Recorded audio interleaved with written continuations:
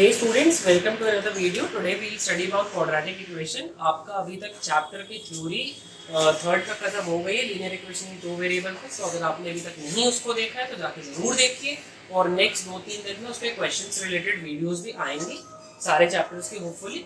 अच्छा, तो आज बात करते हैं क्वाड्रेटिक इक्वेशन की, जो कि आपका चैप्टर 4 है। इसके बाद क्वाड्रेटिक के बाद we will study about triangles. ठीक है, इसके बाद ट्रायंगल्स या फिर स्टार्ट करेंगे या फिर ट्रिग्नोमेट्री स्टार्ट करेंगे, दोनों में से एक स्टार्ट करेंगे। ठीक, चलो क्वाड्रेटिक की बात करते हैं बेटा। पहले लीनियर इक्वेशन जब हमने पढ़ाया था, इक्वेशन क्या होता है, इक्वल्स टू इन्वॉल्व होता है, एक पॉलिनोमियल लिखा रहता है, इक्वल्स टू 0 रहता है, यूजुअली 0 रहता है, नंबर भी हो सकता है लेकिन इक्वल्स टू जरूर रहता है। ठीक, तो कभी भी पावर अगर 1 रहे तो that is called a linear equation. कभी भी वेरिएबल की पावर हाईएस्ट पावर 1 है तो that is called a linear equation. अगर वेरिएबल की पावर हाईएस्ट पावर जो पॉलिनोमियल की दी है अगर वो 2 है, फॉर सेक अगर मान लो तुम्हारा ये लिखा हुआ है,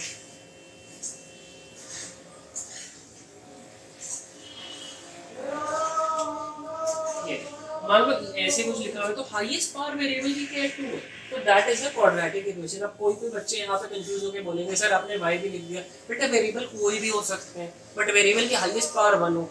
जैसे एग्जांपल ले लो, तो अगर आपको ऐसे टाइप के अगर इक्वेशन दिया जाए तो उसको कैसे कैटेगराइज करोगे क्वाड्रेटिक में। मान लो आपको दे दिया xy plus x square plus x मान लो plus y is equal to 0। अब x और y दोनों अगर इक्वेशन में तो कंफ्यूज मत होना। डिग्री देखो, डिग्री हाईएस्ट क्या है। अब इसकी डिग्री देखो बेटा 1, इसकी डिग्री भी 1 है, तो ये दोनों की डिग्री प्लस होकर क्या हो जाएगी, 2 हो जाएगी। तो यहाँ पे अगर डिग्री 2 हो गई तो ये क्वाड्रेटिक इक्वेशन है। अब ये तो कहोगे सर वेरिएबल अलग अलग है, वेरिएबल अलग अलग से बेटा नहीं प्रॉब्लम होती। Basically we see the exponential part. Exponential part क्या चल रही है, इसकी 1 चल रही है, इसकी भी 1 चल रही है, दोनों की डिग्री प्लस हुई तो डिग्री 2 का ही इक्वेशन है ये। ठीक है, बाई द वे आपको ऐसा कुछ दे दिया जाए x square y square plus 2x plus 3y square is equal to 0। इसकी डिग्री क्या होगी, इसकी डिग्री आप कहोगे सर ये 2 है, ये 2 है, डिग्री 2 हो जाएगी, नहीं गलत। ठीक है, x की भी डिग्री 2 है, y की भी डिग्री 2 है, तो सम ऑफ एक्सपोनेंशियल पावर्स क्या है, अगर मल्टीप्लाई हो रही है तभी देखना है। तो sum of exponential powers is 4, then highest degree इसकी 4 है, ये क्वाड्रेटिक इक्वेशन नहीं है, डिग्री 4 का इक्वेशन है। मान लो ऐसे लिखा रहता, x स्क्वायर लिखा रहता, y लिखा रहता plus 3x is equal to 0 लिखा रहता, इसकी हाईएस्ट डिग्री तुम कहते सर 2 है, 2 नहीं है, x की एक्सपोनेंशियल पावर 2 है, y की एक्सपोनेंशियल पावर 1 है, तो डिग्री क्या हो जाएगी, टोटल 3 हो जाएगी।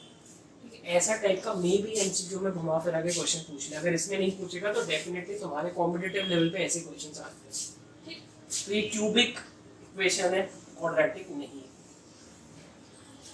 चलिए, तो इतना तो खत्म होता है, आगे बढ़। अच्छा, अब कभी भी जब डिस्कवरी हो रही थी इक्वेशन की, इक्वेशन जब बनाए जा रहे थे, इक्वेशंस को डिस्कवर करा जा रहा था, मोस्टली यूज क्या था उनका, साइंटिफिक कैलकुलेशंस और फर्दर जो फिजिक्स थी, फिजिक्स में हम लोग यूज कर रहे थे उसको। ठीक है, साइंसेज में यूज हो रहे थे, सिर्फ फिजिक्स में नहीं, केमिस्ट्री में भी काम होता है, बायो पे भी बहुत हाईएस्ट लेवल पे काम होता है इक्वेशन से। इक्वेशन बेसिक बिल्डिंग ब्लॉक बन जाते हैं एक टाइम मैथ्स का। ठीक है, ये अलजेब्रा जो है ना, वो पहले से बचपन से आप लोगों को क्यों पढ़ाया जा रहा है, क्योंकि आप लोग बहुत फ्रैंक हो जाओ वेरिएबल्स के साथ। वेरिएबल के साथ आप लोग फ्रैंक हुए तो पॉलिनोमियल्स पढ़ाया गया, पॉलिनोमियल्स के साथ फ्रैंक हुए तो इक्वेशंस पे बात आने लगी। तो ये एक स्टेप बाय स्टेप प्रोसेस चल रहा था आपको, जो बचपन से कराया जा रहा था। चलिए, अच्छा एक चीज और बात करते हैं, कभी भी इक्वेशन की जब डिस्कवरी हुई तो यूजुअली ग्रीक्स इन्वॉल्व रहते थे हमेशा। ठीक है, ग्रीक्स मैथमेटिक्स में स्टार्टिंग से ही तेज थे। ठीक है, हम लोग भी तेज हैं, इंडिया भी एक अच्छे खासे लेवल पे है मैथ्स में, बट ग्रीक्स यूजुअली क्या है, ये डिस्कवरी बड़ी मैथ्स में करते थे। ठीक है, ये मोस्टली एस्ट्रोलॉजर थे, तो ये लोगों को मैथ्स का बहुत काम पड़ता था। तो बात क्या हुई कि ग्रीक्स ने जब क्वाड्रेटिक इक्वेशन डिस्कवर करा तो यूजुअली ज्योमेट्रिकल इंटरप्रिटेशन ये लोग देते थे। ग्रीक्स लोग क्या करते थे, ज्योमेट्री से ज्यादा तक आने की कोशिश करते थे, क्योंकि ये लोग क्या करते थे, एस्ट्रोलॉजी का काम था, एस्ट्रोनॉमर जाते थे। ठीक है, बाहर का देखते थे सूरज चांद किधर घूम रहा है, तो ये लोग का जो काम ये था, तो ये बेसिकली ज्योमेट्री पे बेस्ड था। अब ज्योमेट्री की जब हम लोग बात करते हैं तो क्वाड्रेटिक इक्वेशन भी हम लोग की ज्योमेट्री से जुड़े। कैसे जुड़े, देखो दो तरीके बताएंगे, दो ज्योमेट्री बताएंगे। एक जो तुम्हारे कोर्स में है, जो तुम्हें पता होनी चाहिए, दूसरी जो तुम्हें पता नहीं भी हो तो कोई दिक्कत नहीं, बट एक्स्ट्रा नॉलेज आपको रहनी चाहिए। आपके कॉम्पिटिटिव एग्जाम्स में मे भी आपको वर्क कर जाए और सब्जेक्ट की नॉलेज तो होनी चाहिए। चलिए, तो ज्योमेट्री क्या है अपनी, एक रेक्टेंगल या फिर स्क्वायर की बात करें तो कभी भी बेटा स्क्वायर की एक मान लो ब्रेथ दी, ब्रेथ हमेशा छोटी होती है इसीलिए उसको एक्स कहा जा रहा है। ठीक है, लेंथ हमेशा बड़ी होती है तो लेंथ को x प्लस 2 कह दो, ठीक है। x प्लस 2 कोई वैल्यू थी x ब्रेथ की, उसमें 2 प्लस कर दी, लेंथ बड़ी हो गई, बड़ा वाला इससे लेंथ ही होता है ऑब्वियसली। अब बाय द वे इधर लिख दिया है, उसको ऐसे लिखा है, ये ब्रेथ होगी, छोटा है लिख दिया है, ये x प्लस 2 होगा, ठीक है। और मान लो ये एरिया क्या है 500 मीटर स्क्वायर, ठीक है। ये एरिया पूरे रेक्टेंगल का 500 मीटर स्क्वायर है। तो तुम्हें पता है L into B is equal to area होता है, मतलब एरिया L इंटू बी होता है कोई भी रेक्टेंगल का, लेंथ इंटू ब्रेथ। तो एरिया लेंथ इंटू ब्रेथ है, मतलब x और x प्लस 2 को अगर मल्टीप्लाई कर दे, ठीक है, तो तुम्हारा एरिया की वैल्यू जो कि 500 मीटर स्क्वायर है वो आ जाएगी। इसको मल्टीप्लाई कर दो तो दैट इज x स्क्वायर, इससे मल्टीप्लाई होगा और इससे भी होगा, डिस्ट्रीब्यूटिव लॉ लगी, ब्रैकेट के बाहर था अंदर प्लस था, ठीक है। प्लस 2x और 500 जब इधर लाओगे माइनस 500 हो जाएगा, इधर लिया इसको, ठीक है, प्लस में था इधर लिया। तो ये देखो एक क्वाड्रेटिक इक्वेशन तुम्हारा बन गया। तो बेसिकली एक area for a rectangle, for a parallelogram, for anything you can say that एक क्वाड्रेटिक इक्वेशन डिफाइन करता है। सिंपल अगर ज्योमेट्री से डील करना है तो रेक्टेंगल की डील करा गया, ठीक। तो एरिया बेसिकली जो है वो रिलेट करता है क्वाड्रेटिक इक्वेशन से। ये तो बात रही जो तुम्हें जाननी चाहिए कि ये सब चीजें आई कहाँ से, इक्वेशन बना कहाँ से, एक्चुअली में एरिया से बनी, ठीक। अच्छा, ये तो बात रही इसकी। अब जब तुम आगे कोऑर्डिनेट ज्योमेट्री पढ़ोगे, ठीक है, वहां पे भी तुम्हें ज्योमेट्री मिलेगी। वहां की ज्योमेट्री में डिफरेंस क्या है, यहाँ की ज्योमेट्री में रेक्टेंगल्स क्लोज्ड फिगर से हम लोग डील कर रहे हैं। अभी तक हम लोग क्लोज्ड फिगर सारे देखे, सर्कल देखे हैं, फिर हम लोग वो देखें, स्क्वायर देखें, रेक्टेंगल देखें, जो बचपन से देखते हैं दैट आर क्लोज फिगर्स। अब जो तुम डील करने जा रहे हो वो कुछ कुछ क्लोज्ड होंगे, कुछ कुछ नहीं होंगे, ठीक है। तो वो तुम्हारे फिगर्स होते हैं कोऑर्डिनेट ज्योमेट्री के। जैसे एग्जांपल है पैराबोला, ठीक है। पैराबोला जैसे ऐसे करके एक बॉल फेंकते हो ना, तो क्या होता है, बॉल ऐसे जाती है, पहले ऊपर जाती है फिर नीचे आती है। मान लो ये तुम बॉल फेंक रहे हो, बॉल फेंकते हो ऊपर जाती है और नीचे आती है, तो that is a parabolic path, ठीक है। वो पैराबोला कवर कर रहे हो, और वो पैराबोला का जो इक्वेशन होता है बेटा वही क्वाड्रेटिक इक्वेशन डिफाइन करता है। जो पैराबोला का इक्वेशन होता है वही क्वाड्रेटिक इक्वेशन डिफाइन करता है। जैसे इसके पहले चैप्टर में जब तुमने लीनियर इक्वेशंस पे बात कर रहे थे तो हमने क्या कहा, ये जो लीनियर इक्वेशन है ax + by + c that represents a straight line. कोई भी इक्वेशन एक ज्योमेट्रिकल फिगर को रिप्रेजेंट करता है, ठीक है। तो ये एक स्ट्रेट लाइन को रिप्रेजेंट कर रहा था जो लीनियर था, क्वाड्रेटिक एक पैराबोला को करता है अगर तुम कोऑर्डिनेट एक्सिस पे बनाते हो, ठीक। तो बेसिकली एरिया से रिलेट करता है फॉर क्लोज्ड फिगर्स और रिप्रेजेंट करता है पैराबोला को, क्वाड्रेटिक इक्वेशन। तो ये तो बात रही कि आप क्वाड्रेटिक इक्वेशन होता क्या है। यूजुअली लोग क्या करते हैं, सीधे स्टार्ट कर देते हैं, भैया फैक्टराइजेशन करो काम खत्म, काम तो ही करना है। ऑब्वियसली एग्जाम में भी ये पूछेगा नहीं जितना हमने बताया, लेकिन कोई भी चैप्टर की अगर आपको बेसिक नॉलेज क्लियर है ना तो वो चैप्टर पढ़ने में फिर मजा आता है, ठीक है। अगर आपको पता है चीनी कितनी डाल के चाय में बनानी है तभी वो चाय का स्वाद है, ज्यादा अगर चीनी डाल देंगे चाय खराब, कम चीनी डाल देंगे तब भी खराब, ठीक है। आपको पता होना चाहिए अंदाज। आगे बढ़ने से पहले आपको एक दो तरीके सीखने हैं टोटल सॉल्व करने के। एक है factorization method and second one is quadratic formula या फिर श्रीधराचार्य फॉर्मूला भी लोग कहते हैं। श्रीधराचार्य इस वीडियो का टॉपिक नहीं है, field study about factorization method और क्वाड्रेटिक इक्वेशन कैसे बनाते हैं, बेसिक फ्रेम कैसे करते हैं। अगर कोई वर्ड प्रॉब्लम नहीं हो, एक दो क्वेश्चन उसके देखें। तो पहले बेटा एक दो क्वेश्चन एनसीईआरटी के ही देख लो। एनसीईआरटी का जैसे देखो एक क्वेश्चन दिया है कि whether this is a quadratic equation और नॉट। तो सिंपल है, मान लो ये एक इक्वेशन दे दी, ये क्वाड्रेटिक है कि नहीं ये बताना है। पहले इक्वेशन को बढ़िया से सॉल्व कर लो, सारी वैल्यूज को एक साइड शिफ्ट कर लो और हाईएस्ट वेरिएबल की पावर देख लो क्या।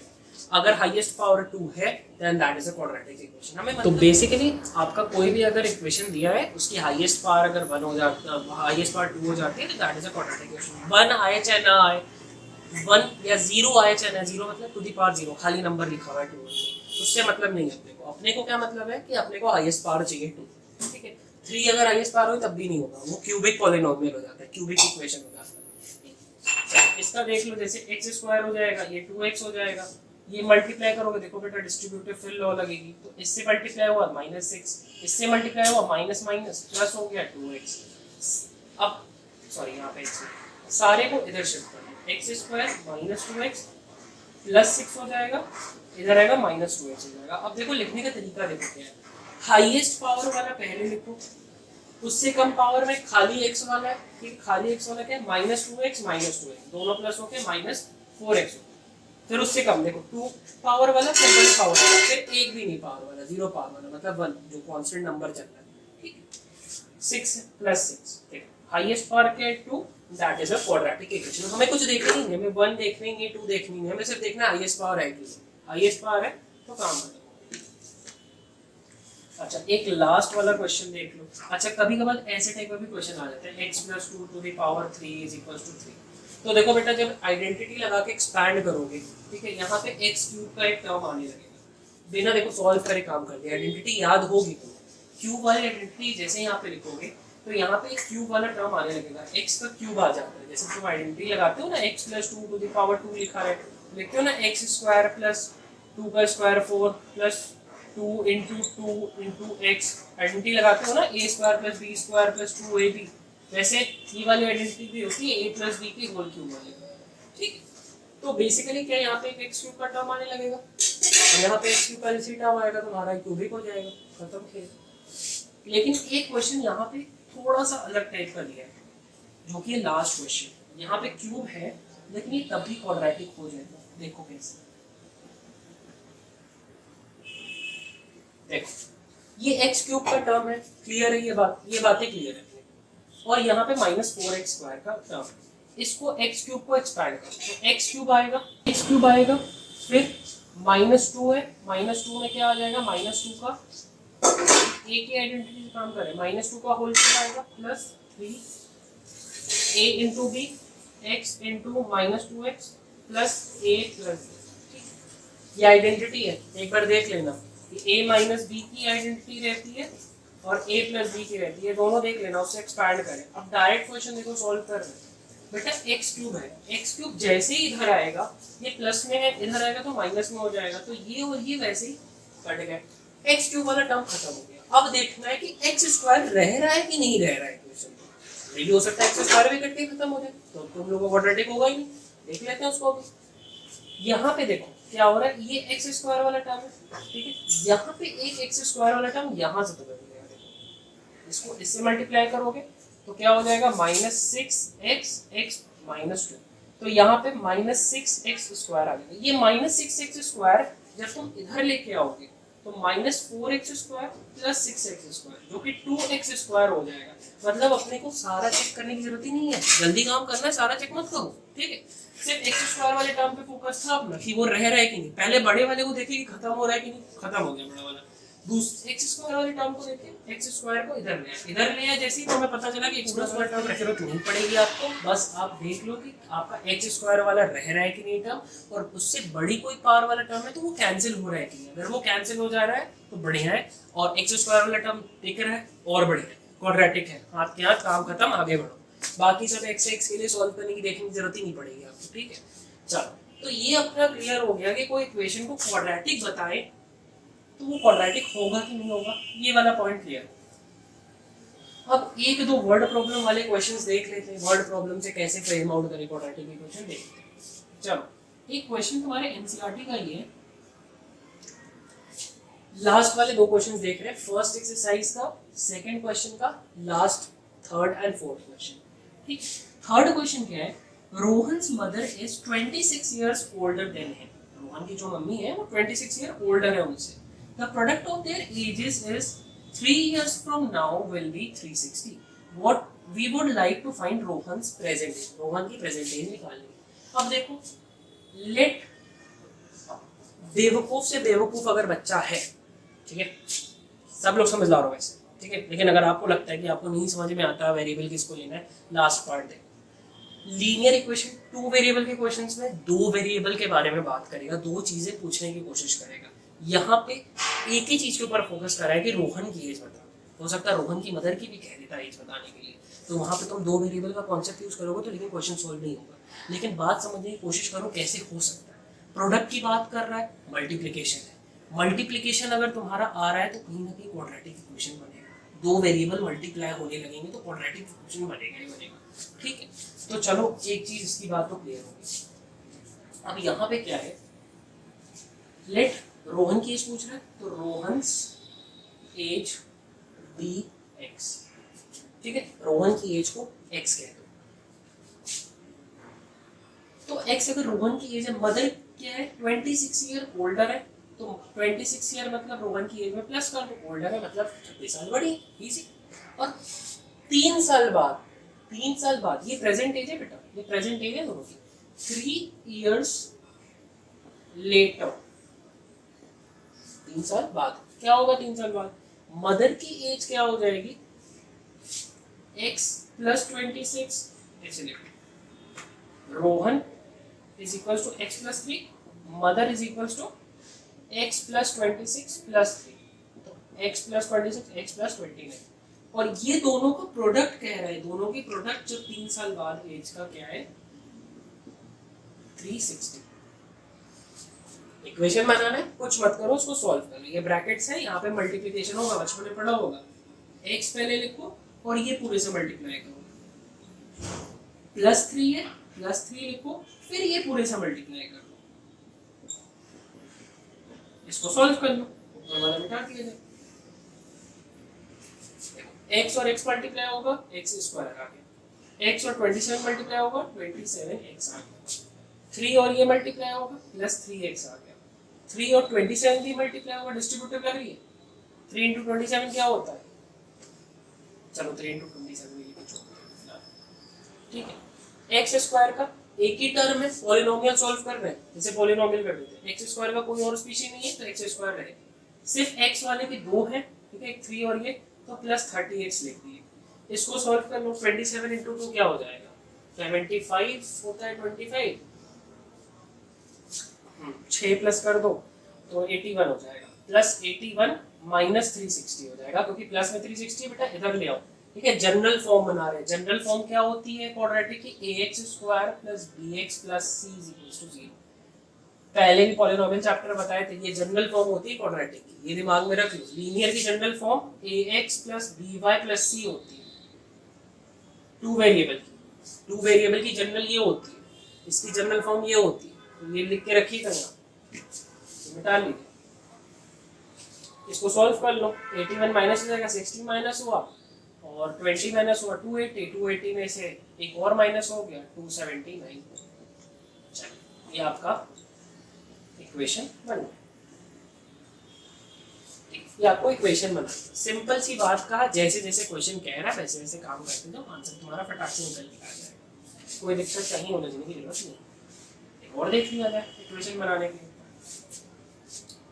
अच्छा, a train travels a distance of 480 kilometre at a uniform speed, एक ट्रेन है चल रही है और 480 किलोमीटर ट्रैवल करती है, if the speed had been 8 kilometre our less, अगर स्पीड 8 किलोमीटर आवर कम होती तो क्या होता, then it would have taken 3 or more to cover the same distance, we need to find the speed of train। देखो दो scenario दिए हैं, दो सिनेरियो तुम्हें दिए, एक में क्या कह रहा है, कभी भी स्पीड डिस्टेंस ये सब अगर रिलेट करें तो एक दिमाग में याद रखना, speed is equal to distance upon time, इस पे तुम्हें पूरा चैप्टर पढ़ाया गया बचपन में, क्यों पढ़ाया गया था, इसी सब में छोटे छोटे यूज आएंगे, ठीक। तो स्पीड अगर मान लो क्या लिखा है, स्पीड निकालना है, तो let speed be x, speed of train, तो एक्स क्या है, बहुत सिंपल, तो speed is equal to distance upon time formula use करना है। पहला सिनेरियो देखो क्या है, अगर एक्स स्पीड है तो 480 डिस्टेंस कवर करेगा, ठीक है, टाइम कुछ नहीं दिया इसलिए मान लो टी टाइम लगेगा,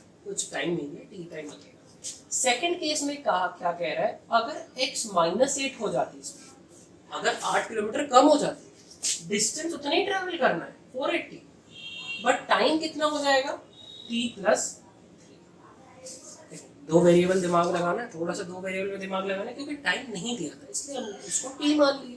अच्छा, अब एक सीधा सा भी बच्चा होगा, वो हमें ये बता सकता है कि अगर बाय द वे हमें x कैलकुलेट करना है, तो पहले भी तुम ये देखो कि अगर हमें x का दो इक्वेशन जब दिया रहता था, दो इक्वेशन लिखे रहते थे, मान लो 3x + 4y = 5 और 2x + 5y = 10, अगर दो इक्वेशन दिए रहते थे, तुम्हें याद था सब्स्टिट्यूशन अगर यूज करते थे तो यहाँ पे अगर x को सब्स्टिट्यूट करते थे दूसरे इक्वेशन में तो y पहले निकल के आता था, ठीक है। अगर y को सब्स्टिट्यूट करते थे तो x पहले निकल के आता था, मतलब अगर इसकी जगह बेटा x की जगह यहाँ से x की वैल्यू सब्स्टिट्यूट करते थे सब्स्टिट्यूशन मेथड से, तो y पहले निकलता था ना। तो यहाँ पे भी आपको यही दिमाग लगाना है, आपको चाहिए x, तो t को किसी तरह सब्स्टिट्यूट कर दो। पहले वाले सिनेरियो में क्या t को 480/x कह सकते हो, सिंपल। यहाँ पे यही वैल्यू को सब्स्टिट्यूट कर दीजिए, इस इक्वेशन में डाल दीजिए। कैसे रखेंगे, x माइनस 8 लिख लो वैसे ही, 480 वैसे ही लिख लो, नीचे क्या लिख लो t प्लस 3 है, t की वैल्यू क्या है 480/3/x प्लस 3, t की जगह हमने वैल्यू रख दी फर्स्ट इक्वेशन से। अब यहाँ पे इसको सॉल्व कर लेते हैं, थोड़ा सा हम लोग रीअरेंजमेंट है। इसका एलसीएम देखो x हो जाएगा क्योंकि कुछ नहीं दिया है, तो 480 का 480 रहेगा प्लस x नीचे हो गया, A1 की टेबल में x बार में आएगा तो ये x से मल्टीप्लाई हो गया, 3x हो गया, ठीक है। डिवाइड हो रहा है तो रेसिप्रोकल करते हैं, तो x माइनस 8 हो जाएगा 480, रेसिप्रोकल कर रहे हैं क्योंकि फ्रैक्शन है, x ऊपर चला गया और नीचे 480 प्लस 3x ही रहेगा। बहुत इजी काम करें बेटा, फ्रैक्शन था, फ्रैक्शन अगर डिवाइड होता है नॉर्मल नंबर से रेसिप्रोकल हो जाता है, रेसिप्रोकल हो गया। अब देखो x माइनस 8 को ये पूरा इधर ले जाओ, 480 plus 3x equals to 480 x multiply हो 480x, ठीक। इसको सॉल्व कर लो, इजी है, कुछ चल नहीं रहा है। फिर वही चीज करेंगे, देखो 2 है यहाँ पे भी, 2 है यहाँ पे भी, तो x को पहले 480 प्लस 3x से मल्टीप्लाई करो, ठीक है, और माइनस 8 को फिर 480 प्लस 3x से मल्टीप्लाई करो, ठीक है। डिस्ट्रीब्यूटिव लॉ है, ठीक है, इसको पहले इन सब से, इसको फिर इन सब से, दोनों से, ठीक, इक्वल्स टू 480x, ये मिटा दो, इसको सॉल्व कर दो, कुछ नहीं करना। 480x आ जाएगा यहाँ पे, ये इससे मल्टीप्लाई होगा तो 3x स्क्वायर हो जाएगा, x और x मल्टीप्लाई हो जाएंगे, यहाँ पे देखो माइनस मल्टीप्लाई करोगे 8 इंटू 480 हो जाएगा, ठीक है, माइनस प्लस माइनस हो जाएगा तो माइनस 8 3 जा 24x हो जाएगा इज इक्वल टू 480x। अब देखो ये 480 बेटा प्लस में है, ये 480 प्लस में, ये 480 अगर इधर आएगा तो माइनस में हो जाएगा, माइनस में हो जाएगा, माइनस में हो जाएगा तो 480 ये वाला प्लस और ये वाला आएगा तो माइनस में, दोनों कट गए, ये और ये कट गए, ठीक है। तो तुम्हारा क्या बचा 3x स्क्वायर बचा, माइनस रीअरेंजमेंट करके लिख रहे हैं क्योंकि जैसे जैसे पावर डिक्रीजिंग ऑर्डर में रहती है वैसे ही लिखते हैं, 24x और ये 480 इंटू 8 कर लो, तो 480 इंटू 8 करोगे तो 0 का 0, 8 4 जा 60, 8 8 जा 64, 6 क्या कैरी, 8 4 जा 32, 32 एंड 6 38। ये तुम्हारा रिक्वायर्ड इक्वेशन बन गया, ठीक, इजी सा क्वेश्चन था, ठीक, जैसे कहा वैसे ही करा गया, सॉल्व करके एक इक्वेशन आ गया, क्वाड्रेटिक इक्वेशन है, देख सकते हो हाईएस्ट पार्ट है आगे। तो ये तो आपका रहा क्वाड्रेटिक इक्वेशन बना था वर्ड प्रॉब्लम से। अब सॉल्व करने के ऊपर पहले हम लोग फैक्टराइजेशन की बात करते हैं, तो फैक्टराइजेशन से स्टार्ट करते हैं, आगे हम लोग फैक्टराइजेशन की तरफ बढ़ते हैं। फैक्टराइजेशन एक्सरसाइज पॉइंट 2 है हम लोग की। तो फैक्टराइजेशन का एक सिंपल सा पहले क्वेश्चन उठाते हैं, फिर थोड़ा कॉम्प्लेक्स लेवल पर जाएंगे, फिर से वर्ड प्रॉब्लम्स उठाएंगे। तो एक क्वेश्चन तुम्हारा एनसीईआरटी में ही दिया हुआ है, x square minus 3x minus 10 is equal to 0। एकदम इजी क्वेश्चन है बेटा। फर्स्ट स्टेप क्या होता है, मिडिल टर्म को स्प्लिट करना है। मिडिल टर्म को कैसे स्प्लिट करोगे, देखो यहाँ पे जो कांस्टेंट टर्म है इसको कांस्टेंट टर्म बोलते हैं, इसको लीनियर बोलते हैं, इसको क्वाड्रेटिक बोलते हैं। पहले की वीडियोस में भी देखिए, लीनियर क्यों, क्योंकि पावर 1 है, ठीक है। ये कांस्टेंट क्यों, क्योंकि यहाँ पे ये कांस्टेंट ऑब्वियसली नंबर है, और x स्क्वायर ये क्वाड्रेटिक है क्योंकि पावर 2 है, ठीक। इसका कोफिशिएंट और इसका कोफिशिएंट मतलब कांस्टेंट टर्म को और x स्क्वायर का जो कोफिशिएंट है उसको मल्टीप्लाई करना है। x स्क्वायर का कोफिशिएंट कुछ नहीं मतलब 1 होगा, 1 और 10 मल्टीप्लाई होते हैं तो बेटा क्या आंसर आता है 10। अब 10 को ऐसे दो पार्ट्स में स्प्लिट करो, ऐसे दो पार्ट्स में स्प्लिट करो कि मल्टीप्लाई करके 10 आ जाए और प्लस या माइनस करके तुम्हारा 3 आ जाए, ठीक। तो कैसे करोगे, इसका प्राइम फैक्टराइजेशन करो। ये एकदम बेसिक मेथड से चल, प्राइम फैक्टराइजेशन करो। 2 से ले गए 5 बार में, 5 से ले गए 1 बार। 5 और 2 का ऐसा पेयर बनाओ, ऐसा पेयर बनाओ कि -3 आ जाए। देखो अगर +5 और +2 लेते हो तो तुम्हारा 7 आता है, -5 -2 लेते हो तो माइनस माइनस क्या हो जाता है, -7 हो जाएगा, माइनस माइनस प्लस। अगर तुम 2 को प्लस में लेते हो, 5 को माइनस में लेते हो, तो देखो तुम्हारा क्या आएगा, प्लस माइनस माइनस हो जाएगा, 5 में से 2 गया 3 और साइन माइनस का लिखना पड़ेगा, देखो -3 आ रहा है, ठीक है। अगर मान लो तुम -2 +5 लेते हो तो यहाँ पे +3 आने लगेगा, इसका साइन बढ़ा, माइनस प्लस माइनस होगा, लेकिन +3 तो हमें नहीं चाहिए, 7 भी नहीं चाहिए, -7 भी नहीं चाहिए, तो ये वाला कॉम्बिनेशन हम लोग लेंगे। तो ये वाला कॉम्बिनेशन में we are taking, we are splitting the middle term into 2 parts, +2 -5 +2 भी लिख सकते हो, सोचो आपके ऊपर, यहाँ पे x लिख दो, यहाँ पे x लिख दो, देखो दोनों को मल्टीप्लाई करोगे 5 2 10 10 मिल जाएगा, दोनों को प्लस माइनस करोगे -3 मिल जाएगा, -3।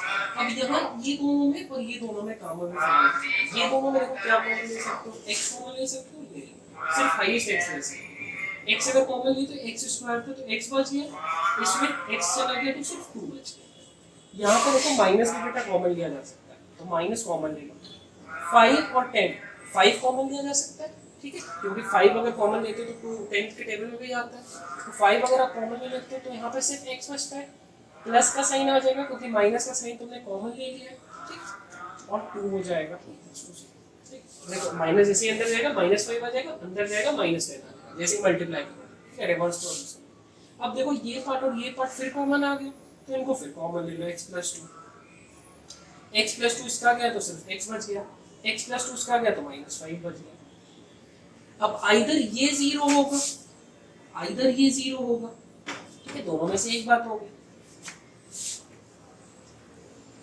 तो अगर आपका x + 2 0 रहता है तो x की वैल्यू क्या आ जाएगी, -2, ठीक है, 2 को उधर भेज दी।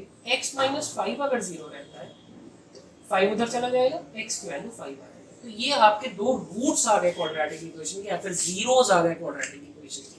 मतलब ये ऐसी वैल्यूज हैं क्वाड्रेटिक इक्वेशन की कि अगर इनको इस इक्वेशन में रखोगे तो ये पूरा इक्वेशन 0 हो जाएगा, ठीक। तो क्वाड्रेटिक इक्वेशन डिग्री 2 का इक्वेशन है, इसलिए वहां पे तुम्हें दो जीरोस के इक्वेशन मिले, दो रूट्स मिले, अल्फा बीटा इनको कहते हैं, दो रूट्स मिले, ठीक है। इनके में पॉलिनोमियल वाला केस काम करेगा, अल्फा × बीटा, अल्फा + बीटा, ठीक है, या फिर इनमें अल्फा वो वाले दोनों फॉर्मूला काम करेंगे। और यहाँ ये ऐसे इक्वेशन रूट्स हैं जो यहाँ पे वैल्यू रखो तो 0 आ जाएगा। डिग्री 3 का रहता तो 3 आता, 3 का अगर हाईएस्ट पावर का इक्वेशन रहता तो 3 रूट्स आते, उनका सॉल्व करने का तरीका अलग है। ये तो रही तुम्हारी इसकी बात।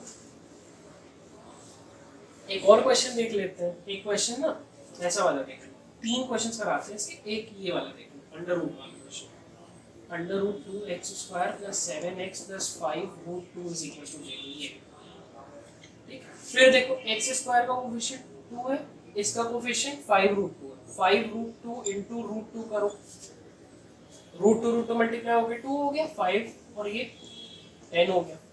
7 लाना है, 10 को प्राइम फैक्टराइजेशन करो, 2 चला जाएगा 5 चला जाएगा, 5 और 2 को प्लस में दोनों कॉम्बिनेशन अगर ले लेंगे तो 7 आ जाएगा। तो √2x² + 2x + 3x sorry 5x + 5√2, ठीक, दोनों मल्टीप्लाई करने पे 10 दे देगा, दोनों प्लस करने पे 7 दे देगा। यहाँ बेटा क्या कॉमन लिया जाए, यहाँ एक √2 तुम कॉमन ले सकते हो। एक्चुअली में जो सिर्फ 2 लिखा रहता है उसमें √2 × √2 है, ये जो 2 है जो लिखा हुआ है वो √2 × √2 है, ठीक है, तभी वो 2 आ गया, ठीक। तो ये 2 में तो ये 2 √2 स्टोर है, एक √2 कॉमन ले लिए, एक x भी कॉमन ले लिए, x देखो दोनों के पास था, हाईएस्ट डिग्री लोएस्ट डिग्री 1 थी इसलिए x कॉमन ले लिया। तो यहाँ तुम्हारा √2 चला गया, एक x चला गया, सिर्फ x बच गया। यहाँ x चला गया और एक √2 भी चला गया तो एक √2 बच गया। ये भाई साहब के पास 2 √2 थे, एक √2 कॉमन ले लिए, एक ही √2 बच गया। यहाँ 5 कॉमन ले सकते हो, 5 कॉमन ले लो, प्लस का लिए, साइन का कोई झंझट ही नहीं, x + 5 इधर का चला गया, इधर भी √2 बच गया। देखो ये और ये कॉमन ले सकते हो, तो x + √2 कॉमन लिए, यहाँ पे ये बच गया √2x, यहाँ पे +5 बच गया, +5 = 0, ठीक। अब दो वैल्यूज आएंगी, आइदर ये 0 होगा, आइदर ये 0 होगा, क्या करिएगा, x + √2 = 0 x is equal to minus root 2, ये एक वैल्यू आ गई, ठीक। Root 2x plus 5 is equal to 0, root 2x 5 उधर भेज दो, माइनस का 5 हो जाएगा। अब x को रूट 2 मल्टीप्लाई हो रहा है तो यहाँ पे डिवाइड हो जाएगा, ठीक है। तो ये देखो तुम्हारी दो वैल्यूज आ गई, दो रूट्स आ गए। ये एकदम इजी सा क्वेश्चन था, तुम्हारे एग्जाम्पलर में और तुम्हारे ऑडिशन में अच्छे अच्छे क्वेश्चन इसके दिए हैं जो कि कराए जाएंगे जब क्वेश्चन वाली सीरीज स्टार्ट होगी, ठीक है। थोड़ा सा टाइम दो क्योंकि एक अकेला बंदा वीडियो शूट भी करना, एडिट भी करना, तो थोड़ा टाइम लगता है। तो वो जब क्वेश्चन स्टार्ट होंगे तो वो बहुत अच्छे अच्छे क्वेश्चन आने वाले हैं। तो अगेन आपका एक और क्वेश्चन है, फ्रैक्शन रिलेटेड भी क्वेश्चन कर लेते हैं। क्वेश्चन दिया हुआ है 2x square minus x plus 1/8 is equal to 0। अब सिंपल सी बात है बेटा, फ्रैक्शन खत्म करना है, फ्रैक्शन खत्म करना है, क्या करोगे, इसका 1 है डिनोमिनेटर, इसका भी 1 है, तो 1 1 और 8 है, तो कौन नंबर से मल्टीप्लाई करेंगे, एलसीएम ले लो। 1 1 8 का एलसीएम क्या होता है, 8 होता है। तो सिंपली ये पूरे इक्वेशन को 8 से मल्टीप्लाई कर दो। देखो बेटा 8 से इसको मल्टीप्लाई करोगे तो 8 इंटू 2x स्क्वायर, 8 को जब इससे मल्टीप्लाई करोगे 8 इंटू एक्स, इससे मल्टीप्लाई करोगे प्लस 1/8 इंटू 8, ये 8 और 8 कट गया, 0 से मल्टीप्लाई करोगे तो कुछ फायदा ही नहीं है, 0 हो जाएगा, ठीक है। दोनों एलएचएस सारे दोनों मल्टीप्लाई हुआ, ठीक है। ये 8 कट गया, 8 कट गया, यहाँ पे 8 और 2 मल्टीप्लाई हुआ 16x स्क्वायर हो गया, ये मल्टीप्लाई हुआ 8x हो गया, ये प्लस 1 ही रह गया। इक्वेशन तुम्हारा क्वाड्रेटिक का बन गया। अब अपने को क्या करना है, बस ये क्वाड्रेटिक सॉल्व कर लेना है।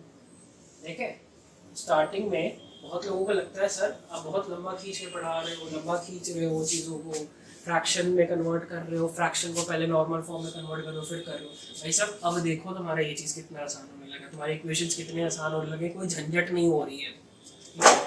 चलिए तो अपना इक्वेशन क्या है, 16x स्क्वायर माइनस का 8x था प्लस 1 था इज इक्वल टू, ये इक्वेशन था, ठीक है। इसको सॉल्व कर लेते हैं। तो बेटा इसका कोफिशिएंट देखो 16x स्क्वायर को, इसका जो कांस्टेंट है वो 1 है, तो दोनों को मल्टीप्लाई करें 16 हो गया। 16 का प्राइम फैक्टराइजेशन कर लो, 2 से करो 8 आया, 2 से करो 4 आया, फिर 2 से करो 2 आया, 2 से करो 1, ठीक है। अब यहाँ पे कॉम्बिनेशन हम लोग को बनाने, कैसे कॉम्बिनेशन बनाओगे, -8 अगर बेटा लाना है तो 4 4, ये 2 और 2 4 होता है, 4 प्लस 4, क्या किसी तरह इसका -4 और -4 अगर ले लिया जाए कॉम्बिनेशन, ठीक है। -4 -4 लिए क्यों नहीं है, क्योंकि माइनस माइनस प्लस होता है, प्लस करोगे तो -8 आ जाएगा। एलसीएम में पहले कॉम्बिनेशन ले लो, कितने तरह के नंबर्स बन सकते हैं जिनको मल्टीप्लाई करके 16 मिले, 4 इंटू 4 16 मिलता है, 2 इंटू 2 भी 16 मिलता है, 2 इंटू ये 3 का लेते तो 8 भी 16 देता है, बट हमें 4 और 4 का ही लेना पड़ेगा, थोड़ा सा दिमाग से भी काम करना है, ठीक है। तो माइनस माइनस का क्यों नहीं, क्योंकि माइनस माइनस प्लस होते हैं, 4 और 4 -8x दे देंगे, मल्टीप्लाई होके 16 भी दे देंगे प्लस 16 दे देंगे, ये चीज याद रखो। तो -4 एंड -4 का कॉम्बिनेशन लिया हमने, 16x square -4x plus 1 is equal to 0। Common ले लो, 4 कॉमन ले सकते हो और x कॉमन ले सकते हो इन दोनों में, पहले इनको देखो फिर इनको। यहाँ पे सिर्फ 4 बच जाएगा, 16 डिवाइड हो गया 4 से, सिर्फ 4 बच गया, x बच गया, एक x चला गया, यहाँ पे 4x कॉमन ले ली तो 1 ही बच गया। यहाँ ध्यान, अगर भाई साहब कुछ नहीं है कॉमन लेने को तो 1 लेते हो, तो 1 का साइन क्या रहना चाहिए, यहाँ पे 4x प्लस में, यहाँ पे 4x क्या है माइनस में, अगर हम लोग यहाँ पे +1 रखते तो यहाँ पे 4x माइनस में आता, इससे मैच नहीं करता, क्योंकि तुम्हें पता है आगे ये पार्ट भी कॉमन लेना है, ठीक है। तो यहाँ पे -1 अगर तुम बेटा कॉमन ले लोगे तो अंदर के साइन चेंज हो जाएंगे, ये 4x प्लस में हो जाएगा, ये माइनस में हो जाएगा। क्यों सर क्यों साइन चेंज हो रहा है, साइन इसलिए चेंज हो रहा है, जब आप रिवर्स प्रोसेस करोगे तो देखो इससे जब मल्टीप्लाई करोगे यू विल गेट -4, इससे जब मल्टीप्लाई करोगे you will get +1, minus minus plus plus 1 आ जाएगा, ठीक है। माइनस प्लस माइनस -4 आएगा। अब देखो ये सेम हो गया, 4x कॉमन ले लो, 4x - 1, यहाँ पे भी क्या आ गया 4x - 1, तो बिंगो दोनों एक ही है, ठीक है। दोनों एक ही है मतलब चाहे इन भाई साहब को 0 कहो चाहे इन भाई साहब को 0 कहो, x की वैल्यू एक ही आएगी। तो 4x - 1 is equal to 0, 4x is equal to 1 उधर गया प्लस हो गया, x की वैल्यू बन गया। And this is the case of equal roots. Equal मतलब अल्फा और बीटा बराबर है, बराबर रूट्स आए हैं, एक ही रूट्स आए हैं, एक ही रूट है दो वैल्यू सेम, है दो रूट वैल्यू सेम, ठीक। तो ये चीज़ थोड़ा सा दिमाग में आप बैठाने की कोशिश करिए कि वैल्यू सेम आ रही है और सेम आ रही है तो क्यों ऐसा हुआ, क्योंकि देखो है क्वाड्रेटिक इक्वेशन है लेकिन रूट्स तुम्हारे सेम। इसका कभी तुम अगर ग्राफ देखोगे ना, अगर तुम थोड़े से हाई लेवल पे बढ़ रहे हो, हल्के से हाई लेवल पे, तो पैराबोला का ग्राफ जो होता है ना उसका एक ही पॉइंट पे टच करेगा क्योंकि एक ही रूट आ रही है जो कि सेम, ठीक है। अब हम लोग वर्ड प्रॉब्लम्स की तरफ चलते हैं। वर्ड प्रॉब्लम्स में आपका एक दिया हुआ है फोर्थ वाला, find two consecutive positive integer sum of whose square is 365, ठीक है। इजी क्वेश्चन है बेटा। कॉन्जिक्यूटिव मतलब अगर एक x है तो दूसरा x प्लस 1, कॉन्जिक्यूटिव मतलब 2 है तो दूसरा 3, एक प्लस हो जाए। कॉन्जिक्यूटिव मतलब क्या है कि एक के बाद एक आपका आ रहा है, एक x है तो दूसरा x प्लस 1 आ जाएगा। कॉन्जिक्यूटिव 3 कहता तो x प्लस 2 हो जाता, 4 कहता x प्लस 3 हो जाता, एक एक आगे बढ़ते गए। कॉन्जिक्यूटिव एक के बाद एक, ठीक है। इसे नहीं कहते consecutive false events have taken place। false events मतलब खराब events take place कर रहे हैं और consecutive है, एक के बाद एक false events है, ठीक है। bad भी कह सकते हैं। चलिए तो क्या कह रहे हैं, प्रोडक्ट ऑफ टू consecutive मतलब let the consecutive integer be x plus 1। अब देखो एक चीज जान लो, पॉजिटिव इंटीजर का है मतलब दोनों हम लोग की जो वैल्यू x की जो वैल्यू आएगी वो पॉजिटिव वाली ही कंसिडर करनी है क्योंकि ये पॉजिटिव इंटीजर है, लिखा है क्वेश्चन में। मतलब जो x सॉल्व करते हैं तो फिर ये हो जाएगा। तो क्या कह रहा है, प्रोडक्ट क्या है,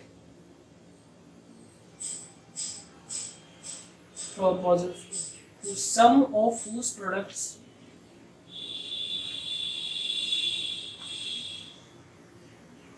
सम ऑफ whose स्क्वायर्स लिखा हुआ है। सम ऑफ whose स्क्वायर्स मतलब इसका स्क्वायर प्लस इसका square which is equal to 365। इनका स्क्वायर करो पहले वाले का दूसरे वाले का, कुछ नहीं।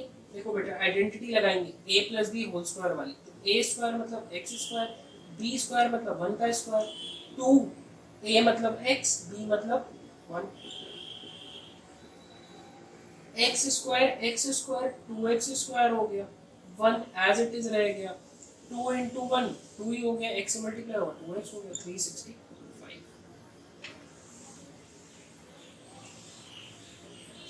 इसको लिख लो 2x स्क्वायर प्लस 1 है, 3 प्लस 2x लिख लो, 365 था, जब इधर लाओगे प्लस 1 माइनस 365 हो जाएगा equal to 0, plus minus minus 364 हो जाएगा, ये माइनस आएगा क्योंकि बड़ा वाला। अब एक चीज जान लो थोड़ा और, इसको हम लोग शॉर्ट अगर कर दें तो देखो बेटा अगर 2 हम कॉमन लेते हैं, पूरे में से 2 कॉमन ले लेते हैं, तुम्हें पता है कि दोनों साइड अगर कोई नंबर से डिवाइड करेंगे तो चेंज तो होने नहीं वाला, तो यहाँ पर 2 कॉमन ले लो। 2 कॉमन लिए, कब कॉमन लेना है, कब लेना है, जब तीनों में किसी तरह 2 डिवाइड हो जाएगा। तो 2 अगर कॉमन लिए तो ये एक्स स्क्वायर हो गया, ये सिर्फ एक्स हो गया, और ये माइनस 364 को 2 से डिवाइड करोगे कितना आता है, 1 बार में 2 गया 16, 8 बार में गया 2, ठीक। अब इसको अगर 2 से हम डिवाइड कर दिए, इसको 2 से डिवाइड कर दिए, कोई चेंज होगा नहीं। ये 2 से डिवाइड करोगे भाई साहब 0 ही रह जाएंगे, ये 2 से डिवाइड करोगे ये 2 और ये 2 कट जाएगा। तो बेसिकली मेथड हम लोग का ये लगा और ये इक्वेशन हम लोग का रिड्यूस होके ऐसा हो गया। देखो कितना बड़ा था कितना छोटा। अब कुछ नहीं करना, 182 का स्प्लिटिंग कर देनी, 182 का प्राइम फैक्टराइजेशन कर लीजिए। 2 से करो कितनी बार में जाता है, 9 बार में, 1 बार में 91। अरे वाह ये तो बड़ा गड़बड़ हो गया, 91 हो गया। 91 तो शायद 9 नंबर हो गया,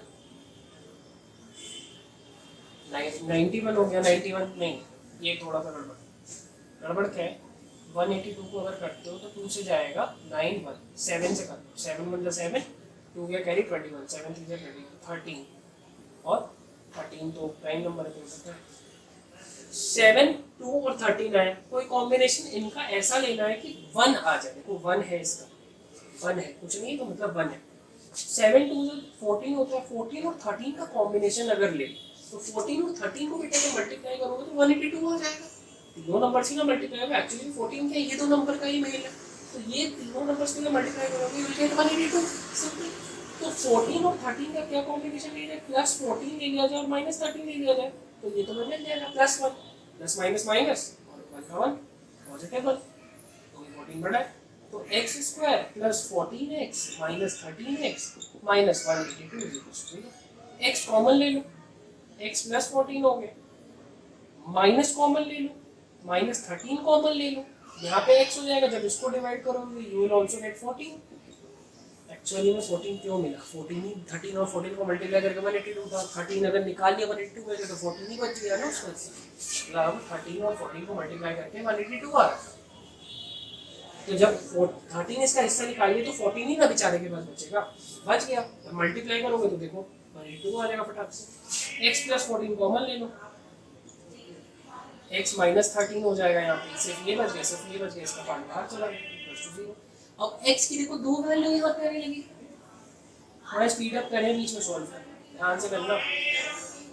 x is equal to minus 14 होगा, ये 0 जब होगा तो इधर देखो x plus 14 is equal to 0, 14 उधर गया तो माइनस 14 हो गया, x की एक ही वैल्यू है, एक x की वैल्यू क्या है कि x प्लस 13 अगर 0 होगा, माइनस 13 अगर 0 होगा तो x इज इक्वल टू 13 आ जाएगी प्लस। अब क्वेश्चन में कह रहा था पॉजिटिव इंटीजर है, तो कौन सा कंसीडर करना चाहिए, ये तो नहीं होगा, ये तो नेगेटिव इंटीजर है, ये पॉजिटिव है तो ये कंसीडर होगा, तो एक तुम्हारा 13 हो जाएगा, एक तुम्हारा अगला इंटीजर x प्लस 1 मतलब 14 हो जाएगा। ये दो आंसर्स हैं तुम्हारे कॉन्जिक्यूटिव, इनके सम ऑफ स्क्वायर्स तुम्हारा क्या दिया था 365 आ जाता है। तो ये इजी तरीके से क्वेश्चन हो गया, बस सॉल्व करने के ऊपर तो दिमाग लगा के करना कम, यहाँ पे 13 में 100 के ऊपर कोई पॉजिटिव कहा है इसमें। अब जैसे तुम्हारा अगर कोई क्वाड्रेटिक इक्वेशन बन रहा है उसका आंसर पॉजिटिव नेगेटिव दो आ रहा है, तो पॉजिटिव वाला कब कंसिडर करोगे, जब आपका डिस्टेंस की बात हो, स्पीड की बात हो, लेंथ की बात हो, मनी की बात हो। मनी भी पॉजिटिव ही रहते हैं, नेगेटिव तो हो नहीं सकता, माइनस 5 रुपए नहीं कहते ना, प्लस 5 रुपए ही कहते हो ना, 5 रुपए। तो ये सब चीज़ों की जब बात हो तो लॉजिकल दिमाग में सोचना, जैसे लेंथ नहीं नेगेटिव हो सकती, किसी चीज़ की लेंथ -5 नहीं कहते, ठीक, और वो डिस्प्लेसमेंट होती है जो -5 हो जाती है। फिजिक्स का कॉन्सेप्ट है, आप कहीं पे पढ़े होंगे, डिस्प्लेसमेंट की बात नहीं हो रही, डिस्टेंस की बात हो रही है, यहाँ पे जहाँ भी क्वेश्चन आएगा डिस्टेंस की बात होगी, डिस्प्लेसमेंट अगर मे भी आता है तो वहाँ का नेगेटिव कंसिडर कर देना, ठीक है। डिस्प्लेसमेंट आता है तो वैसे आएगा नहीं, फिजिक्स मिलाते नहीं है 10th में यूज होता है। अच्छा, 6th वाला है, एक लास्ट क्वेश्चन करते हैं some of the lecture. A cottage industry produces a certain number of poetry articles in it. कुछ certain number of articles produce कर रही है। लोगों को hint लग गया होगा एक्सेस को लेकर, number of articles जो कि ठीक है, आगे देखिए। It was observed on a particular day that the cost of production of each article in rupees was three more than twice the number of articles produced on that day. एक दिन ऐसा लगा कि जो कॉस्ट ऑफ आर्टिकल है वो twice कर दो नंबर ऑफ प्रोडक्शन को, उसमें 3 ऐड कर दो, उतनी है। If the total cost of production on that day was ₹90, find the number of articles produced and the cost of each articles. Number of articles जो produce हुए and cost of each article. तो starting में ही देखो तुम्हें क्या आता है, cottage industry produce a certain number of articles. Let the number of articles be X. अब कोई को कहेंगे सर आखिरी में तो दो चीज दिया है, articles produce and cost of article, तो दो वेरिएबल है। यहाँ पे बन रहा है क्वाड्रेटिक, जो तुम्हारे इन्फॉर्मेशन थी उसमें ट्वाइस वाला और ये वाला चीज आ रहा है, पहली बात। दूसरी बात, नंबर ऑफ आर्टिकल्स प्राइस से कम होंगे, ये चीज हमें क्लियर है। क्वेश्चन में कहा गया twice the number of articles plus 3, मतलब एक तरह से दिमाग में ये कहा जा रहा है प्राइस जो है आर्टिकल्स की वो ज्यादा है नंबर ऑफ आर्टिकल्स से, तो इसीलिए छोटे वाले को एक्स कंसिडर कर लिए। Information क्या थी? It was observed on a particular day that the cost of production of each article was 3 more than twice the number of articles produced. मतलब cost of one article is equals to एक ऐसे दिन cost of article twice कोई number of articles की और plus 3 rupees या फिर plus 3 rupees ही होगा, plus 3 rupees मतलब दुगनी हुई और plus 3, अगर 5 आर्टिकल्स बने तो 10 प्लस 3 13 रुपीज हुआ तुम्हारा कॉस्ट, ठीक है। और टोटल तुम्हें प्रोडक्शन के कॉस्ट उस दिन का 90 रुपए का पड़ा है, 90 रुपए टोटल आए हैं, टोटल जितने आर्टिकल्स बने 90 रुपए के मिले। तो क्या करिएगा, सिंपल सी बात है बेटा, एक्स आर्टिकल्स प्रोड्यूस हुए, एक का कॉस्ट अगर इतना है तो दोनों को क्या अगर हम मल्टीप्लीकेशन लेना, प्रोडक्ट ले लें तो क्या टोटल प्राइस 90 रुपये आ जाएगा? दिमाग से सोचना, एकदम दिमाग से सोचना, कोई ज्यादा चीज नहीं करें। Number of articles multiply by cost of one article. अगर मान लो तुम्हें कहते हैं 5 रुपए का एक केला था, हमने 100 केले ले लिए, 100 रुपए के केले ले लिए, तो 5 रुपए का अगर एक केला था तो 20 केले लिए हमने। एक केले का कॉस्ट 5 रुपए था, हमने 20 केले लिए जो कि 100 के इक्वल आ गया। यहाँ पे भी यही करें, number of articles multiply by एक का कॉस्ट, तो पूरे का समझ में आ जाएगा, जितने आर्टिकल्स सबका कॉस्ट आ जाएगा जो कि 90 रुपए दिया हुआ है। सिंपल है, इसको सॉल्व कर लो। पॉजिटिव वाला आंसर कंसीडर करना, क्योंकि नंबर ऑफ आर्टिकल्स है एक्स क्या नंबर ऑफ आर्टिकल्स, वो नेगेटिव तो हो नहीं सकता, ठीक है, वो हमेशा पॉजिटिव रहेगा। 5 बनेंगे या फिर नहीं बनेंगे, या फिर 5 बनेंगे, 2 बनेंगे, 3 बनेंगे, 1 बनेगा। -1 तो नहीं बन सकता आर्टिकल, ठीक है, -1 का कोई सेंस नहीं बनता। इसको सॉल्व कर लो, इसको मल्टीप्लाई करें 2x², इससे मल्टीप्लाई करें, सुनो मल्टीप्लाई 3x, 90 इधर प्लस में था, इधर ले आओ -90। इक्वेशन एकदम इजीली सॉल्व कर लो। इसको 90 को और ये इसके कोफिशिएंट को मल्टीप्लाई करो, यू विल गेट 180। 90 × 2 180 होता है। 2 से वो कर 90 आया, फिर 2 से करें 45 आया, 3 से करें 15 आया, 3 से करें 5 आया, 5 से करें 1। ऐसा कॉम्बिनेशन लीजिए कि 3 आ जाए, तो 3 आ जाए, कॉम्बिनेशन लेते हैं। 2 2 4 होता है, 4 3 12 होता है, एक 12 आ गया, 5 3 15 होता है, 15 आ गया। 15 और 12 का कॉम्बिनेशन देखो, 15 और 12 को मल्टीप्लाई करोगे तो विल गेट 180। यही नंबर से मिलेंगे, तो इनको मल्टीप्लाई करके तो मिलेगा ही। इन्हीं नंबर को मल्टीप्लाई करके ये आया, ये 3 को मिला के ये आया, ये 2 को मिला के ये आया, तो इन दोनों को मल्टीप्लाई करोगे तो 180 तो मिल ही जाएगा। तो यहाँ पे 12 और 15 का कॉम्बिनेशन ले सकते हैं जो कि 3 दे दे आराम से। 2x² + 15x - 12x - 90 = 0। 15x और 12x में तोड़ दिए, ठीक है, +15 है -1, तो प्लस माइनस माइनस हो जाएगा। 15 से 12 गया, 3 बचता है, जो कि प्लस का बड़े वाले का बचेगा, और वाला निकाल लेते हैं।